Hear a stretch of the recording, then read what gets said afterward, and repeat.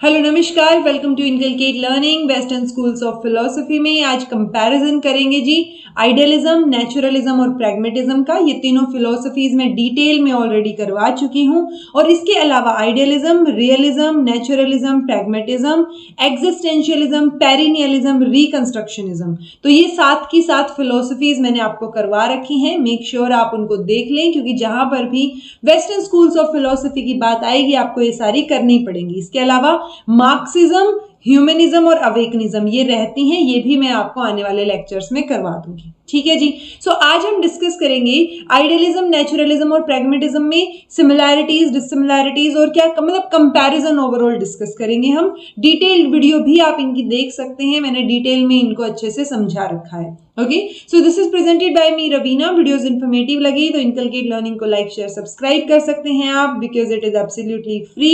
So free में इतना तो बनता है कि आप सब्सक्राइब कर दें। चीफ एक्सपोनेंट, सबसे पहले तो चीफ एक्सपोनेंट मतलब किसने ज्यादा प्रोपिगेट किया उस फिलोसफी को, या कौन उस फिलोसफी में बिलीव करता था। सो आइडियलिज्म की बात करेंगे तो महात्मा गांधी को याद रखेंगे, रविंद्रनाथ टैगोर। ये जो है ये आइडियलिस्ट भी थे और नेचुरलिस्ट भी थे। सो आप आइडियलिज्म, नेचुरलिज्म दोनों में ही रविंद्रनाथ टैगोर को याद रखेंगे। दयानंद, स्वामी विवेकानंद, अरबिंदो, शंकराचार्य, सोक्रेटिस, प्लेटो और अच्छा ये बताइएगा फादर ऑफ आइडियलिज्म किसको बोलते हैं। ओके, कई बार क्वेश्चन आ जाता है फादर ऑफ आइडियलिज्म। अच्छा, स्पिंजो, बार्कले, कांत, तो इनके नाम फिर भी आप याद रखें ना रखें, बट एटलीस्ट जो इंडियन फिलोसोफर्स हैं, जो इंडियन फिलोसफी में आइडियलिज्म की फिलोसफी में बिलीव करते हैं उनके याद रखिएगा।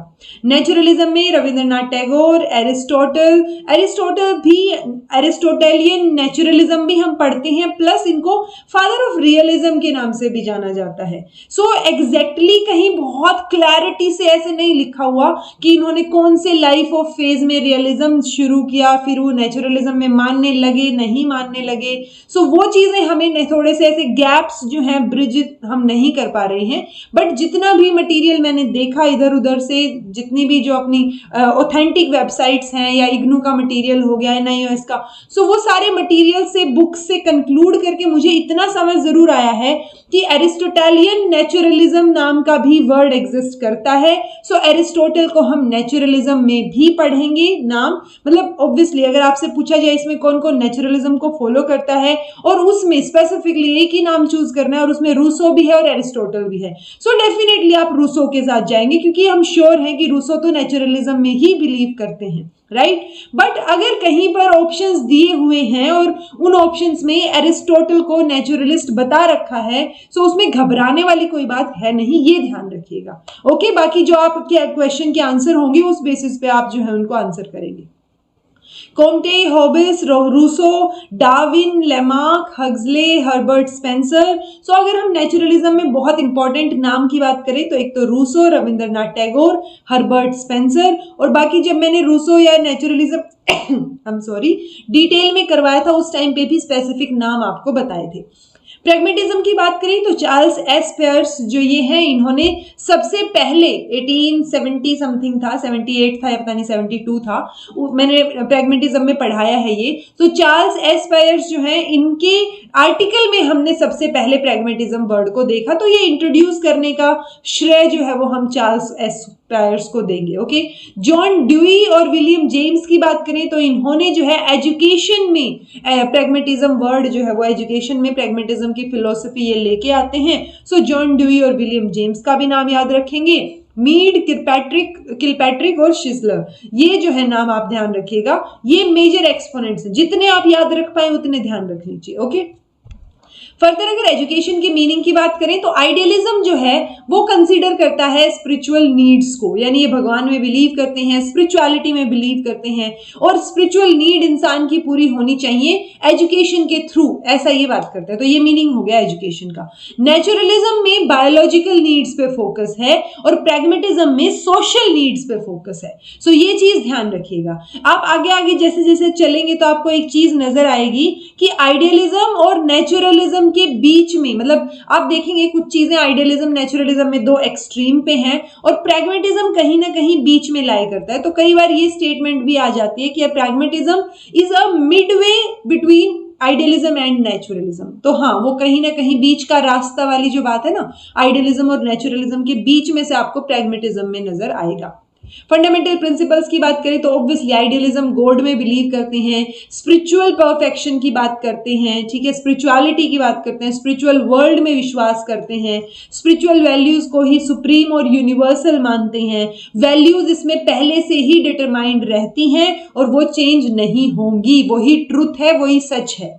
मोनिस्टिक कॉन्सेप्ट यानी एक ही कॉन्सेप्ट में बिलीव करते हैं कि सच एक ही है, ट्रुथ जो है या वैल्यूज जो है वो प्री डिटरमाइंड होती हैं और स्पिरिचुअल वर्ल्ड ही रियल वर्ल्ड है। तो स्पिरिचुअलिटी के अराउंड चीजें घूमती हुई नजर आएंगी। नेचुरलिज्म में ये भगवान में या स्पिरिचुअल वर्ल्ड में बिलीव नहीं करते हैं, ये बोलते हैं नेचर ही सब कुछ है, मटेरियल वर्ल्ड जो है वही रियल वर्ल्ड है, कोई सुप्रीम वैल्यूज या नेचर से ऊपर कोई भगवान, कोई स्पिरिचुअल वर्ल्ड एग्जिस्ट नहीं करता। फिजिकल वर्ल्ड जो चीजें एग्जिस्ट करती हैं, सामने दिखती हैं, वही सुप्रीम है, यूनिवर्सल है। ये भी मोनिस्टिक कॉन्सेप्ट में बिलीव करते हैं। मोनिस्टिक कॉन्सेप्ट मतलब ये नेचर को सब कुछ मानते हैं, आइडियलिज्म वाले स्पिरिचुअल वर्ल्ड और भगवान को सब कुछ मानते हैं। प्रैग्मेटिज्म किसी एक फिलॉसफी में बिलीव नहीं करता, ये प्लूरलिस्टिक कॉन्सेप्ट में बिलीव करते हैं और ये सारे जितने भी साइकोलॉजिकल प्रिंसिपल्स हैं ये सब लोगों को सुनना पसंद करते हैं, उनके आइडियाज जानना पसंद करते हैं। तो ये मैन में बिलीव करते हैं, जैसे स्पिरिचुअल वर्ल्ड और गॉड में, नेचुरलिज्म नेचर में। सो प्रैग्मेटिज्म नेचर में नहीं मैन में बिलीव करते हैं, पावर ऑफ मैन जो है वो सुप्रीम है सबसे ज्यादा। स्पिरिचुअल प्रिंसिपल्स यूनिवर्सल नहीं होते, कोई भी चीज यूनिवर्सल नहीं होती, टाइम और सर्कमस्टांसिस के अकॉर्डिंग सब चीजें बदलती हैं, चाहे वो वैल्यूज हो, ट्रुथ हो, सारी चीजें चेंज होती रहती हैं, कोई भी चीज प्री डिटरमाइंड नहीं होती। जैसे आइडियलिज्म बोलता है ना वैल्यूज प्री डिटरमाइंड है, सो ऐसे कोई भी चीज पहले से डिटरमाइंड नहीं होती, ऐसा प्रैग्मेटिज्म का कहना है। पी से प्रैग्मेटिज्म, पी से प्लूरलिस्टिक कॉन्सेप्ट, ये आप याद रख सकते हैं। नेचुरलिज्म और आइडियलिज्म मोनिस्टिक है, नेचुरलिज्म गॉड में, सॉरी नेचुरलिज्म नेचर में और आइडियलिज्म गॉड में बिलीव करते हैं। ठीक है, ये मेजर प्रिंसिपल हैं, बिल्कुल मेजर, वो था ना फंडामेंटल, इन्हीं के ऊपर आपको नजर आएंगे एजुकेशन से रिलेटेड प्रिंसिपल। आइडियलिज्म में किस तरीके की एजुकेशन को आप फॉलो करेंगे, जो स्पिरिचुअलिज्म और एथिक्स पे बिलीव करती हो, उसके ऊपर बेस्ड हो। यहाँ पे क्या पढ़ा था फंडामेंटल में कि वो स्पिरिचुअल परफेक्शन की बात करते हैं, यहाँ पे भी उसी परफेक्शन, उसी स्पिरिचुअल वर्ल्ड, स्पिरिचुअलिज्म को बेस बनाते हुए ये एजुकेशन में आगे बढ़ते हैं। ओके, इंपॉर्टेंस जो है वो मेंटल डेवलपमेंट को दी गई है। टीचर और करिकुलम सेंटर्ड एजुकेशन आपको नजर आएगी।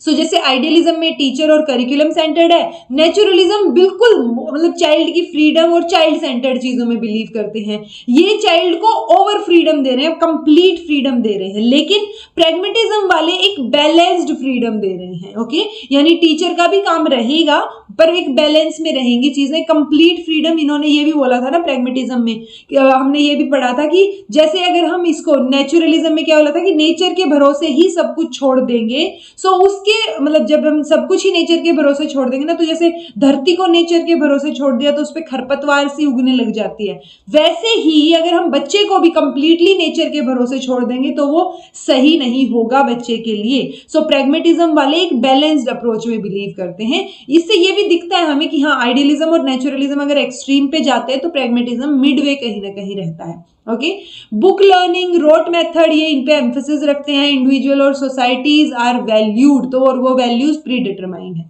नेचुरलिज्म बिलीव करते हैं एजुकेशन जो है वो साइकोलॉजी पे बेस्ड होनी चाहिए, बच्चे की जो बेसिक इनेट टेंडेंसीज हैं, इंटरेस्ट हैं, उनके बेसिस पे हम एजुकेशन या उसका सिस्टम या करिकुलम डिसाइड करेंगे। सो चाइल्ड सेंटर्ड एजुकेशन होनी चाहिए।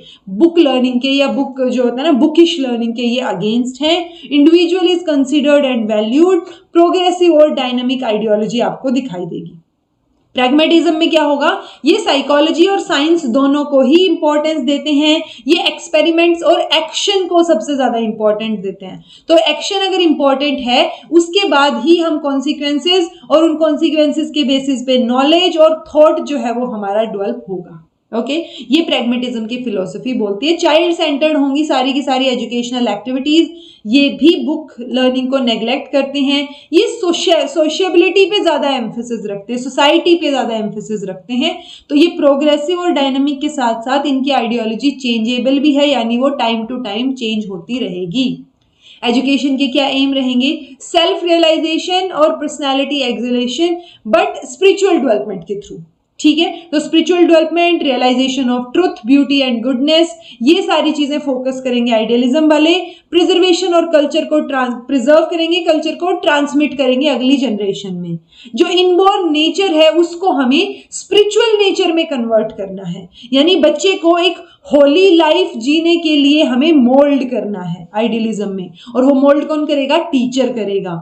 नेचुरलिज्म में क्या है? हम ह्यूमन मशीन्स बोलते थे ना, अगर आपको याद हो, नेचुरलिज्म पढ़ा हो, सो हर्बर्ट स्पेंसर ने मशीन बोला था पूरे वर्ल्ड को कि बहुत बड़ी मशीन है, और ह्यूमन जो है वो भी या तो उसका पार्ट है छोटा सा, या फिर एक छोटी मशीन है अपने आप में, जिसको परफेक्शन की तरफ लेके जाना है। सो हमें फ्यूचर और प्रेजेंट हैप्पीनेस अटेन करनी है, प्रिपरेशन करनी है, जो एग्जिस्टेंस है उसके लिए स्ट्रगल करना है, अडेप्टेशन करनी पड़ेगी एनवायरमेंट के अकॉर्डिंग, इंप्रूव करनी पड़ेंगी चीजें, नेचुरल और ऑटोनोमस डेवलपमेंट जो है वो होगा। ये एजुकेशन का एम होगा। प्रैग्मेटिज्म वाले बोलते हैं कि कोई भी चीज ना प्री डिटरमाइंड और फिक्स्ड नहीं होती, चाहे वो एम ऑफ एजुकेशन ही क्यों ना हो। इन्होंने तो ये भी बोला था, जैसे जॉन ड्यूई ने बोला था कि एम्स जो हैं वो पर्सन के होते हैं, एजुकेशन के नहीं होते, यानी इंसानों के एम होंगे, एजुकेशन का कोई एम नहीं होता। बट स्टिल अगर हम फिर भी बात कर रहे थे तो ज्यादा एजुकेशन, क्योंकि एजुकेशन ही रिकंस्ट्रक्ट करेगी आपके एक्सपीरियंसेस को, न्यू वैल्यूज को क्रिएट करना है, सोशल डेवलपमेंट और एक हार्मोनियस डेवलपमेंट जो है वो एम रहेगा एजुकेशन का। ओके जी।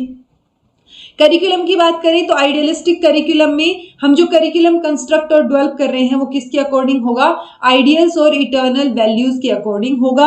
ह्यूमनिस्टिक सब्जेक्ट्स पे ज्यादा फोकस है, यानी सोशल साइंस के ऊपर ज्यादा फोकस है, बट दैट डजंट मीन कि हम यहाँ पे ये साइंस को नेग्लेक्ट ही कर रहे हैं, बिकॉज कई बार क्वेश्चन आया हुआ है कि महात्मा गांधी किस तरीके के सब्जेक्ट्स को फॉलो करते थे, उसमें वो साइंस को भी टिक करते हैं जब आइडियलिज्म की बात आती है। ठीक है, तो वो सही आंसर वहां पे कई बार साइंस इंक्लूडेड है, तो हम एम्फेसिस सोशल साइंस पे करेंगे, बस इतना ध्यान रख सकते हैं आप। नेचुरलिज्म वाले क्या बोलते हैं कि बेसिक इंस्टिंक्ट और एप्टीट्यूड और टेंडेंसीज के बेसिक पे चलनी चाहिए सारी चीजें। ये साइंस के सब्जेक्ट्स को ज्यादा फोकस करते हैं ह्यूमैनिटीज की बजाय, और सब्जेक्ट्स जो इंक्लूड होंगे उसमें वो करिकुलम में games, sport, physical science, physiology, health, culture, सारी चीजें इंक्लूडेड होंगी।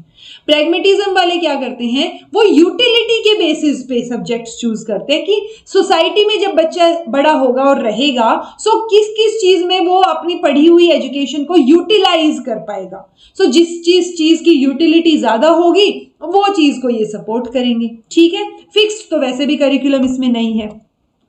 मेथड ऑफ टीचिंग, आइडियलिज्म में कोई मेथड फिक्स नहीं है, डिफरेंट आइडियलिस्ट अलग अलग मेथड्स को अडॉप्ट करते हैं, बट हमें इतना समझ आता है कि टीचर सेंटर्ड रहेंगी चीजें, जो भी मेथड्स होंगे, इंटरेस्ट होगा, नेचर ऑफ करिकुलम होगा, वो टीचर्स के अकॉर्डिंग आपको नजर आएगा। वो question answer method, conversation, discussion, lecture method, book study, argumentation, इस तरीके की चीजों को फॉलो करेंगे। नेचुरलिज्म वाले खुद के एक्सपीरियंसेस से और लर्निंग बाय डूइंग से बच्चे को सीखने को बोलेंगे, और उसको एक जगह पे छोड़ देंगे कि नेचर के करीब आप उसको छोड़ दीजिए। जब स्कूल की भी बात आती है तो ये नेचर की गोद में स्कूल होना चाहिए, ऐसा इनका कहना है। सो इसी में ये observation, play method, Dalton plan heuristic method, Maria Montessori का जो मेथड है, किंडरगार्टन मेथड है फ्रोबल ने दिया है, सो ये उनको सपोर्ट करते हैं। प्रैग्मेटिज्म वाले भी कहीं ना कहीं सिर्फ इसी चीज को सपोर्ट करते हैं कि एक्सपेरिमेंट करके और करके सीखनी है चीजें। ठीक है, तो ये learning by doing, project method, experimentation, method of integration, इन सब के ऊपर आपको प्रैग्मेटिज्म वाले फोकस करते हुए नजर आएंगे। डिसिप्लिन की बात करें तो आइडियलिज्म में सेल्फ डिसिप्लिन ही आना चाहिए कैसे भी करके, तो ये फ्रीडम को रेस्ट्रिक्ट कर देते हैं और बच्चे को डिसिप्लिन करते हैं।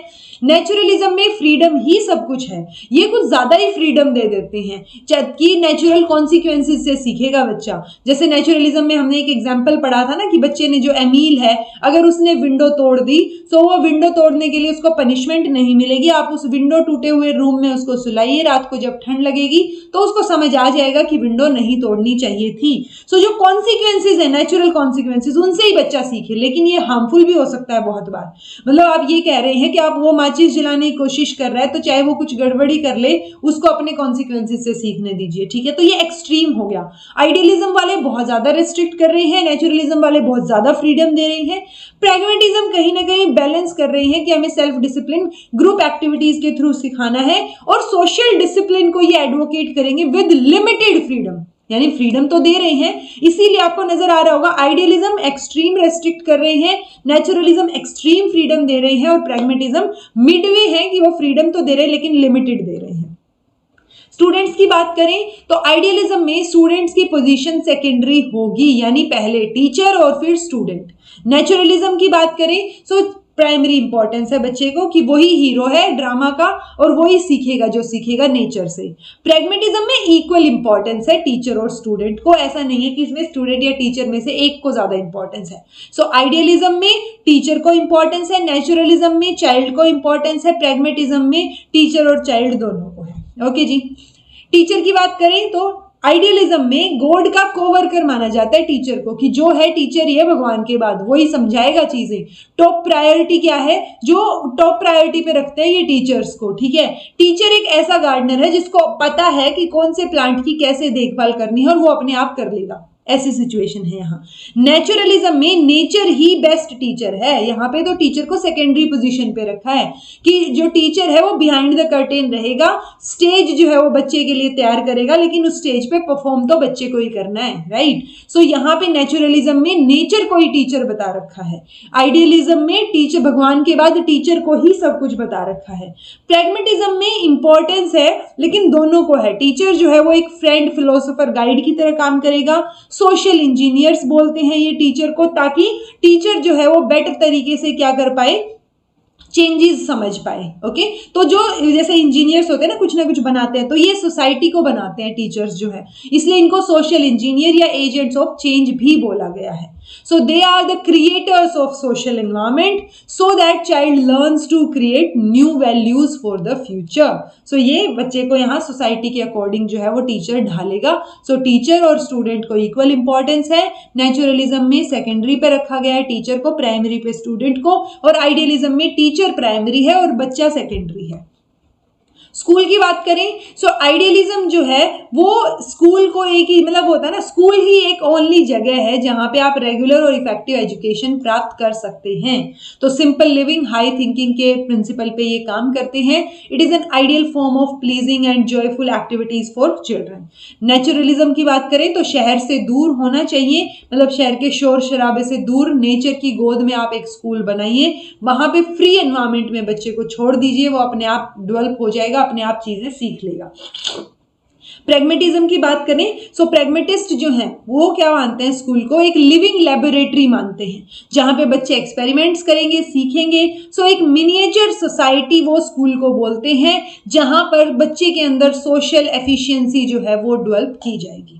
ठीक है जी। सो आई होप आपको ये जो डिफरेंस और कंपैरिजन है वो समझ आ रहा होगा, और बहुत सारी सिमिलैरिटीज और डिससिमिलैरिटीज जो स्कूल ऑफ थॉट में है, तीनों में अलग अलग में, वो हमें ये समझ आते हैं कि कुछ चीजें मतलब कॉम्प्लीमेंट्री हैं कुछ चीजें। सो एजुकेशन को बेटर बनाने के लिए हमें सब जगह से थोड़ी थोड़ी चीजें उठा लेनी चाहिए। इसलिए हम कंक्लूड कर सकते हैं इस टॉपिक को by with the words of Swami Vivekananda कि end of all education all training should be man making. So man making word जहां भी आता है ना वहां विवेकानंद को याद रखिए। कई बार पूछ लिया जाता है कि मैन मेकिंग एजुकेशन की बात किसने की थी, तो स्वामी विवेकानंद ने की थी कि शुरुआत और एंडिंग ट्रेनिंग सब जो है वो मैन मेकिंग होता है या होना चाहिए। ठीक है जी। सो ये हो गया डिफरेंस तीनों फिलोसफीज के बीच में। आई होप आपको इसके बाद कोई कंफ्यूजन नहीं होगा इन फिलोसफीज में। This was all about today. Thank you so much for watching. Be happy, keep smiling, subscribe to Inculcate Learning because it is absolutely free, and be consistent in your efforts.